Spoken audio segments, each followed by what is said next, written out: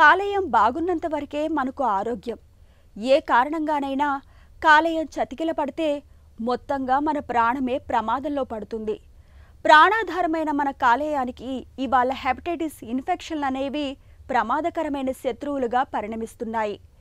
Hepatitis A మొదలుకుని ఈ వరకు ఉండే ఈ ఇన్ఫెక్షన్లన్నీ కాలేయ ఆరోగ్యాన్ని కబలించేవే.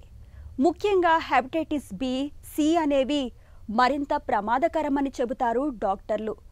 కలుషిత నీరు, కలుషితాహారం, రక్త మార్పిడి, విశృంఖల శృంగారం తదితర కారణాలతో మన ఒంట్లోకి చేరే హెపటైటిస్ ఇన్ఫెక్షన్లకు ఆదిలోనే అడ్డుకట్ట వేయాలి. ఆదమరిస్తే కాలేయాన్ని నిర్వీర్యం చేయడంతో పాటు క్యాన్సర్ ప్రమాదాన్ని సైతం తెచ్చిపెడతాయి. కాలేయాన్ని కబలిస్తున్న హెపటైటిస్ ఇన్ఫెక్షన్ల గురించిన పూర్తి వివరాల్ని డాక్టర్ని అడిగి ఇప్పుడు తెలుసుకుందాం.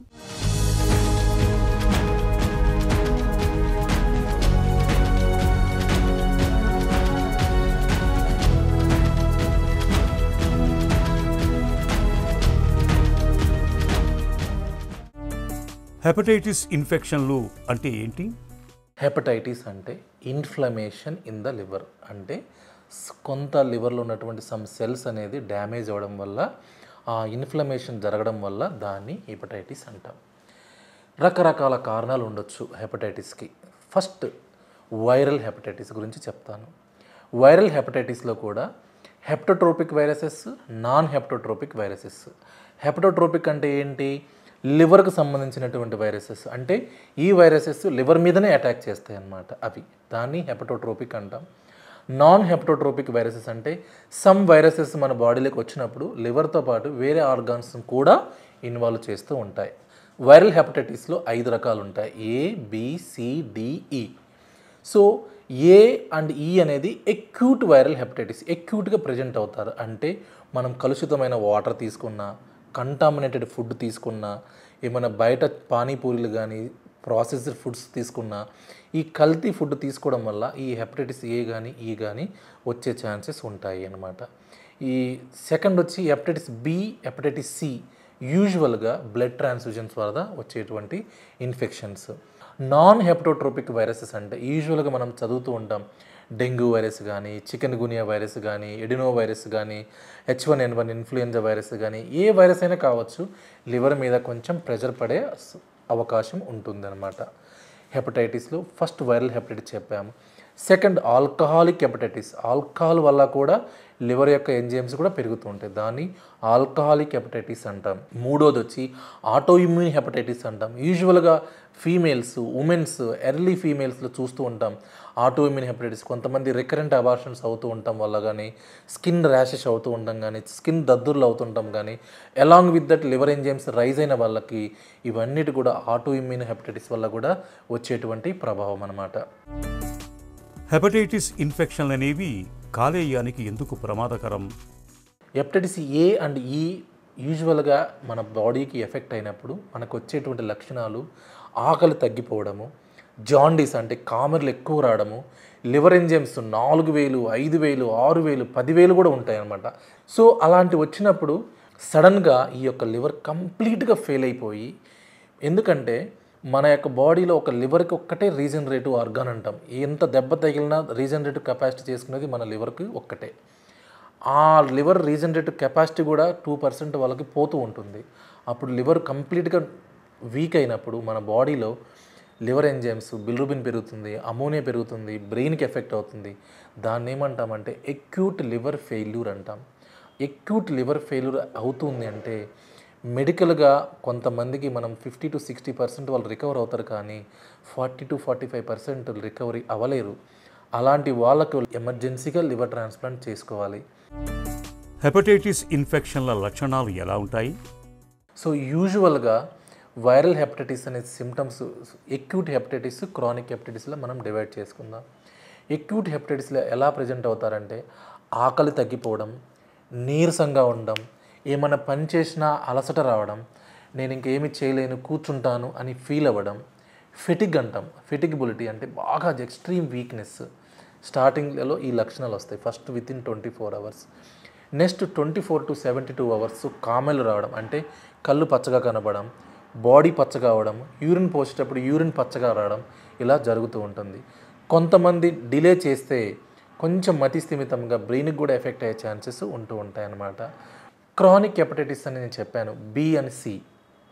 యూజువల్గా వాళ్ళకు సిమ్టమ్స్ ఏమీ ఉండవు, అంత మనలాగే తిరుగుతూ ఉంటారు. అలాంటి వాళ్ళకు స్క్రీనింగ్ అనేది చాలా important.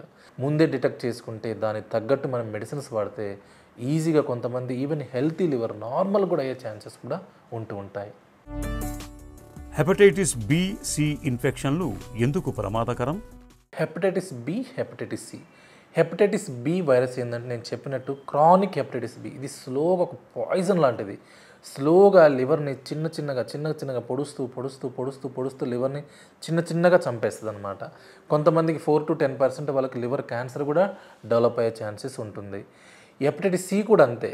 Both are same spectrum. స్లోగా fatty liver, fibrosis, liver cirrhosis, liver cancer వరకు కూడా దారి తీస్తూ ఉంటుంది.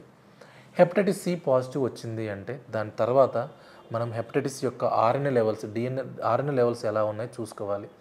పాజిటివ్ ఉందంటే మనం 3 months దాన్ని కరెక్ట్గా మనం మెడిసిన్స్ పెట్టుకుంటే కంప్లీట్ క్యూర్ ఉంటుంది హెపటైటిస్ సికి. ప్లస్ రెగ్యులర్ ఫాలోఅప్లో ఉండాలి. హెపటైటిస్ బికి ఏ స్టేజ్లో ఉందో చూసుకోవాలి. హెపటైటిస్ బి పాజిటివ్ వచ్చింది ఒక వ్యక్తికి, దాన్ని మనం ఏ స్టేజ్లో ఉందో చెప్పాలి. అది యాక్టివ్ స్టేజా, ఇన్యాక్టివ్ స్టేజా. ఇన్యాక్టివ్ స్టేజా ఉందనుకోండి మనం ట్రీట్మెంట్ అవసరం లేదు. అదే యాక్టివ్ స్టేజ్లో ఉంది అంటే మనం రోజుకి ఒక ట్యాబ్లెట్ ఇస్తే స్లోగా ఈ యొక్క వైరస్ డిఎన్ఏ లెవెల్స్ తగ్గుతూ నాన్ డిటెక్టెడ్గా అవుతూ ఉంటుంది. కానీ ఒక వ్యక్తికి హెపటైటిస్ బి పాజిటివ్ వచ్చింది అంటే కొంతమందికి యూజువల్గా 99.9% లైఫ్ లాంగ్ అది పాజిటివ్గానే ఉంటుంది. మెడిసిన్స్తో మనం దాన్ని కంట్రోల్ చేసుకుంటూ ఉంటాము. హెపటైటిస్ బికి అనేది ఇప్పటివరకు క్యూర్ లేదు. కామెర్లు అంటే ఏంటి? కామెర్లకు చికిత్స తీసుకోవాలా? పచ్చకామెర్లు అంటే జాండీస్. దాని అర్థం పచ్చకామెర్లు వచ్చింది అంటే సంథింగ్ రిలేటెడ్ టు లివర్. 99%. కొంతమందికి 1% చెప్పలేము, సంథింగ్ హీమోలైటిక్ అనీమియా వల్ల కూడా కామెర్లు వచ్చేటువంటి శాంతం ఉంటుంది. ఒకసారి కామెర్లు వచ్చినాయి అంటే ఎందువల్ల వచ్చాయి? ఇది వైరస్ వల్ల వచ్చిందా, ఆల్కహాల్ వల్ల వచ్చిందా, ఆటో ఇమ్యూన్ వల్ల వచ్చిందా? కొంతమంది కొంచెం పెయిన్ వచ్చిందని, కడుపు నొప్పి వచ్చిందని కొంతమంది ఆయుర్వేదిక్ మెడిసిన్స్ తీసుకుంటారు. అవన్నీ కూడా లివర్ మీద ఎఫెక్ట్ అవుతుంది. దాన్ని ఏమంటామంటే drug induced liver injury. Ayurvedic medicines ఇవన్నీ తీసుకోవడం వల్ల లివర్లో ఎఫెక్ట్ పడి కామెర్లు 20, 30, 40 వరకు కూడా మేము చూసామన్నమాట. ఇవన్నీ కూడా సర్వసాధారణంగా చూసేవే. ఒక వ్యక్తి కామెర్లని వచ్చినప్పుడు ఇవన్నీ చూసుకున్న తర్వాత ఈయన కారణం ఏమిటి, దాన్ని బట్టి హాస్పిటల్లో అడ్మిట్ చేయాలా లేకపోతే ఓపీ బేసిస్ మీద ట్రీట్ చేయాలా అని మనం డెసిషన్ తీసుకుంటూ ఉంటాం. హెపటైటిస్ ఇన్ఫెక్షన్ల విషయంలో ఎలాంటి అవగాహన అవసరం? ఒక వ్యక్తి నార్మల్ లివరు, ఫ్యాటీ లివర్లు, ఫైబ్రోసిస్ ఉన్న వ్యక్తికి మనం హెపటైటిస్ బి స్క్రీన్ చేసి పాజిటివ్ వస్తే వాడికి మెడిసిన్స్ పెట్టామంటే he will never go in to cirrhosis and liver cancer. అదే ఒక వ్యక్తి సిరోసిస్, లివర్ క్యాన్సర్ వరకు వెళ్ళిపోయినారు అనుకోండి, ఏం చేసాం మనం? ఏమీ చేయలేదు. ఎందుకు మనం స్క్రీనింగ్ చేయట్లేదు? ప్రతి ఒక్క వ్యక్తి, ఇంట్లో ఉన్న ప్రతి ఒక్క వ్యక్తి hepatitis B, hepatitis C screening తీసుకోవాలి. ఎందుకు ఇంపార్టెంట్ అంటే స్క్రీన్ చేయడం వల్ల పాజిటివ్ అని తెలిస్తే అట్లీస్ట్ అతని నుంచి వేరే వాళ్ళకి రాకుండా చూసుకోవాలి. నెగిటివ్ వచ్చిందంటూ హ్యాపీ. అతనికి పాజిటివ్ వచ్చింది తెలియకుండానే వాళ్ళ ఇంట్లో వాళ్ళకు కూడా సంక్రమించేటువంటి ఛాన్సెస్ ఉంటుందన్నమాట. At the same time vaccination is very important. Hepatitis బికి వ్యాక్సినేషన్ వచ్చింది, 3 డోసులు ఇస్తాము. 0, 1, 6 months వ్యాక్సినేషన్ అనేది చాలా ప్రొటెక్టివ్గా ఉంటుంది. ఇన్ఫెక్షన్స్ రాకుండా మనం జాగ్రత్త పడుతూ ఉంటాం.